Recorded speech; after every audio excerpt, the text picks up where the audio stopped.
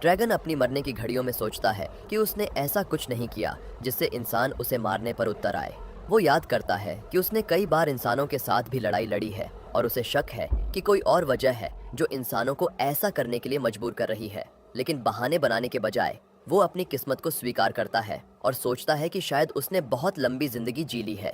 उसे पता है कि एक दिव्य ड्रैगन के लिए जो देवताओं के समय से जीवित है, ये अंत उतना शानदार नहीं है। लेकिन वो इसे श्रग करता है और सोचता है कि ड्रैगन के लिए मरने का इससे बुरा तरीका भी हो सकता है।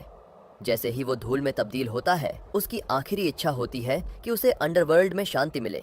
लेकिन नहीं, देवताओं के कुछ और ही इरादे होते हैं। शांति मिलने के बजाय वो खुद को एक बच्चे के शरीर में पुनर्जन्म लेते हुए पाता है। जैसे ही वो अपनी आंखें खोलता है, वो अपने माता पिता और एक बूढ़ी औरत को अपने ऊपर खड़े हुए देखता है। वो इतनी जल्दी होश में आ जाता है कि बूढ़ी औरत को लगता है कि ये बच्चा जरूर विशेष होगा। उसके पिता गर्व से कहते हैं कि ये तो स्वाभाविक है, आखिरकार ये उनका बेटा है। उसकी माँ उसका नाम डोलन रखती है और उसे उसके पिता और बड़े भाई से मिलवाती है। इसके बाद कहानी कई सालों तक तेजी से आगे बढ़ती है। अब हम बड़े हो चुके डोलन को देखते हैं, जो पहाड़ी पर खड़ा होकर सूर्यास्त देख रहा है। एक लड़की जिसका नाम एरी है उसके पास आती है और उसे घर चलने को कहती है। डोलन उसे देखकर मुस्कुराता है। वो उससे पूछती है कि उसके दिमाग में क्या चल रहा है, लेकिन वो बात को टालकर कहता है कि कुछ नहीं। दोनों गांव की ओर वापस चल पड़ते हैं और हमें पता चलता है कि डोलन अब वीरन नाम के गांव में रहता है, जो आर्करेस्ट नाम के साम्राज्य के उत्तरी सीमा के पास बसा हुआ है। अगले दिन डोलन अपनी रोजमर्रा की जिंदगी जीते हुए उठता है। हमें ये पता चलता है कि इस गांव में कृषि ही जीविका का एकमात्र साधन है और डोलन हर दिन खेतों में कड़ी मेहनत करता है ताकि अपना पेट पाल सके। नाश्ते के बाद वो गांव की ओर जाता है और बताता है कि यहाँ जब कोई 15 साल का हो जाता है तो उसे वयस्क माना जाता है और उसे अपने बल पर जीना होता है। अब वो 16 साल का है और अपने घर से अलग होकर खुद अपनी जिंदगी चला रहा है। इसके बाद वो अपने भाई के साथ नदी किनारे मछली पकड़ने जाता है। उसके भाई ने सुना कि डोलन कल दलदल की जांच करने जा रहा है।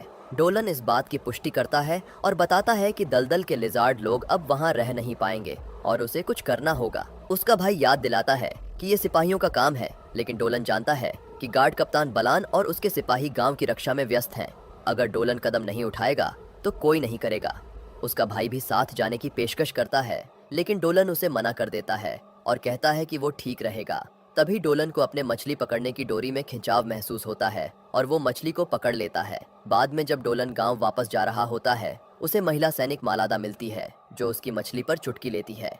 वो कहती है कि उसे मछली पकड़ने के बजाय अगले दिन के लिए तैयारी करनी चाहिए। डोलन उसे बताता है कि वो चिंता न करे, उसने पिछले हफ्ते से थोड़ी थोड़ी तैयारी कर ली है। फिर वो उसे धन्यवाद करता है कि उसने मुखिया को इस मिशन के लिए मनाया। लेकिन मालादा इसे कोई बड़ी बात नहीं मानती, कहती है कि ये कोई बड़ी बात नहीं है क्योंकि डोलन हमेशा सिपाहियों की ट्रेनिंग में मदद करता है। फिर डोलन पूछता है कि वो और अल्बर्ट कहाँ जा रहे हैं और वे बताते हैं कि वे बच्चों के लिए अगली ट्रेनिंग सेशन की योजना बना रहे हैं। अल्बर्ट डोलन को सलाह देता है कि वो अपने अभियान पर ध्यान दे और उनकी चिंता न करे। इसके बाद डोलन घर लौटता है और कहता है कि वो कुछ दिनों में वापस आएगा। लेकिन तभी एरी उसे याद दिलाती है कि आज जादू की प्रैक्टिस का दिन है। डोलन मजाक में पूछता है कि क्या वो उसे लेने आई है और वो शर्म से लाल हो जाती है, कहती है कि वो बस यूं ही घूम रही थी। कुछ देर बाद हम देखते हैं कि डोलन बूढ़ी औरत के साथ जादू का अभ्यास कर रहा है। वो एनर्जी बोल्ट नामक जादू का इस्तेमाल करके एक लक्ष्य पर निशाना साधता है और सभी उसकी सटीकता और ताकत से चकित हो जाते हैं। बूढ़ी औरत उसकी जादुई शक्ति की तारीफ करती है और कहती है कि उसका ऑफेंसिव मैजिक हमेशा की तरह प्रभावशाली है।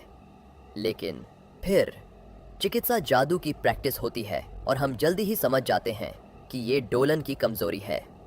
प्रैक्टिस के बाद जब डोलन घर जा रहा होता है तो वो एक लड़की से टकराता है। गांव का मुखिया उसे क्रिस्टीना के रूप में मिलवाता है और बताता है कि वो कुछ दिनों के लिए गांव में रहेगी। मुखिया उसे फुसफुसाकर बताता है कि वो एक अमीर घराने से है, इसलिए उसका अपमान न करे। डोलन उससे हाथ मिलाता है और जैसे ही वो मुखिया के साथ चली जाती है, वो नोट करता है कि वो काफी शांत और रहस्यमयी लगती है। बाद में हम देखते हैं कि डोलन फल इकट्ठा करके गांव लौट रहा है। वो बताता है कि यहाँ की सर्दियाँ इतनी कठोर होती हैं कि किसी को भी जमा सकती हैं और गर्मियाँ इतनी प्रचंड होती हैं कि सहन करना मुश्किल होता है। वो अभी भी हैरान है कि लोग इतनी मुश्किल हालातों में कैसे रहते हैं। डोलन फिर अपने माता पिता के घर जाता है, जहाँ उसका भाई मार्को उसे देखता है। डोलन उसे जंगल से इकट्ठे किए हुए फल देता है और उसकी माँ उसे प्यार से धन्यवाद देती है। परिवार बैठकर माँ के बनाए खाने का आनंद लेता है। और डोलन कहते हैं कि माँ के हाथों का खाना हमेशा सबसे अच्छा होता है। उसके पिता हंसते हुए कहते हैं कि भले ही वो अकेले रहने का आनंद ले रहा हो, लेकिन उसे शादी के बारे में भी सोचना चाहिए ताकि वो अकेला न रहे। डोलन याद करता है कि उसके भाई डायलन ने भी उसे यही सलाह दी थी, लेकिन वो मानता है कि वो अभी अपनी सिंगल जिंदगी का थोड़ा और आनंद लेना चाहता है। मार्को अचानक याद करता है कि डोलन कल दलदल की ओर जा रहा है और उनकी माँ चिंता जताती हैं, उम्मीद करती हैं कि वह किसी खतरे में न पड़ जाए।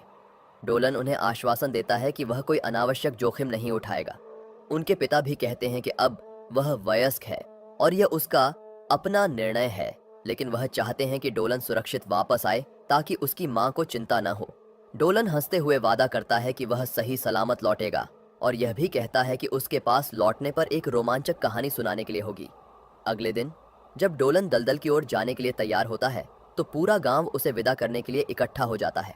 उसे लगता है कि यह थोड़ा ज्यादा है, लेकिन कैप्टन बालन फाइस उसे बताता है कि यह उनका काम होना चाहिए था। मलाडा कैप्टन को याद दिलाती है कि वह गांव पर हमले के डर से नहीं जा सकता, क्योंकि उसकी गैर मौजूदगी में राक्षस गांव पर हमला कर सकते हैं। तभी लेटिशिया, जो गांव की पुजारिन है, डोलन को सुरक्षा के लिए एक साधारण आशीर्वाद देती है और पहले वाली बूढ़ी औरत उसे सावधान रहने के लिए चेतावनी देती है, क्योंकि उसकी भविष्यवाणी में कुछ बुरा आने का संकेत था। डोलन उनकी बातों को गंभीरता से लेता है और सिर हिलाता है। फिर एरी शर्माते हुए उसे एक लंच पैक थमाती है और इसके साथ ही डोलन गांव से निकलता है, सभी को अलविदा कहता हुआ। दलदल की ओर जाते समय डोलन समझाता है कि पहले यहाँ छिपकली लोग रहते थे जो कभी कभी वीरुन गांव के लोगों के साथ बातचीत करते थे, लेकिन एक दिन वे अचानक गायब हो गए। चूंकि कोई और इस रहस्य को सुलझा नहीं सका, डोलन ने स्वयं इसकी जांच करने का निर्णय लिया। कुछ समय बाद वह अंततः दलदल तक पहुंचता है और झील की जांच शुरू करता है, समस्या का कारण खोजने की कोशिश करता है। जल्दी ही उसे एहसास होता है कि यहाँ अर्थ एलिमेंट की ऊर्जा बहुत शक्तिशाली है, जबकि वाटर एलिमेंट की शक्ति कमजोर हो रही है। वह सावधानी पूर्वक आगे बढ़ता है और याद करता है कि मगारू की भविष्यवाणियां अक्सर सही होती हैं। तभी उसे पास में कुछ महसूस होता है। अपनी तलवार पर हाथ रखते हुए वह खुद को तैयार करता है, क्योंकि केवल शक्तिशाली राक्षस ही इस स्थिति में दलदल में रह सकते हैं। अचानक उसे एक सुंदर लामिया दिखती है जो यहाँ के लिए बहुत दुर्लभ है। जैसे ही वह अपनी तलवार निकालता है, लामिया उससे पूछती है कि क्या वह अकेला है। वह पुष्टि करता है कि वह अकेला है और लामिया प्रसन्न होकर मुस्कुराती है। वह सोचती है कि अगला कदम क्या होना चाहिए और याद करती है कि उसकी माँ ने उसे क्या सिखाया था। इस तरह की स्थितियों में आकर्षण का इस्तेमाल करो और कुछ खास। अचानक लामिया एक अजीब नाच करने लगती है, जिसे देखकर डोलन हैरान रह जाता है। फिर वह उसे आश्वासन देती है कि वह लड़ने नहीं आई है। उसी समय लामिया के पीछे एक राक्षस प्रकट होता है जो हमला करने के लिए तैयार होता है, लेकिन डोलन तुरंत कूदकर उसकी रक्षा करता है और दोनों एक बड़े मशरूम के नीचे छिप जाते हैं। लामिया चौंकते हुए धीमे से पूछती है, ये क्या चीज है? लेकिन डोलन उसे चुप रहने के लिए कहता है और उसकी पूंछ को छिपाने के लिए कहता है। राक्षस उनके आसपास मंडराता है, लेकिन अंततः बिना उन्हें देखे चला जाता है। राक्षस के चले जाने के बाद डोलन कहता है कि अब सुरक्षित है। लामिया अब भी जिज्ञासु फिर से पूछती है, वह क्या था? डोलन बताता है कि वह एक पागल अर्थ टाइप राक्षस था और समझाता है कि कभी छिपकली लोग यहाँ रहते थे, लेकिन वे इस राक्षस की वजह से गायब हो गए। वह एक हालिया भूकंप के बारे में सुनता है और समझता है कि शायद वही इस राक्षस के पागलपन का कारण था। वह निराशा से कहता है कि इसे सामान्य करना असंभव है और खुद को डोलन के रूप में परिचित कराता है। लामिया भी अपना परिचय सेलिना के रूप में देती है। फिर डोलन पूछता है कि क्या वह जादू का इस्तेमाल कर सकती है, और जब वह पुष्टि करती है तो वह सुझाव देता है कि वे मिलकर उस पागल राक्षस से लड़ सकते हैं। वह बताता है कि एक पृथ्वी राक्षस होने के नाते उसकी जादुई हमले शायद बेअसर न हो। हालांकि सेलिना यह प्रकट करती है कि उसके पास एक अनोखा नस्लीय जादू है जो शायद काम कर जाए। डोलन फिर सुझाव देता है कि वह आगे की पंक्ति में लड़ेगा, जबकि सेलिना उसे पीछे से समर्थन देगी। सेलिना घबराते हुए सहमत हो जाती है और मजाक में कहती है, हम इस लड़ाई में साथ हैं जब तक कि मौत हमें अलग न कर दे।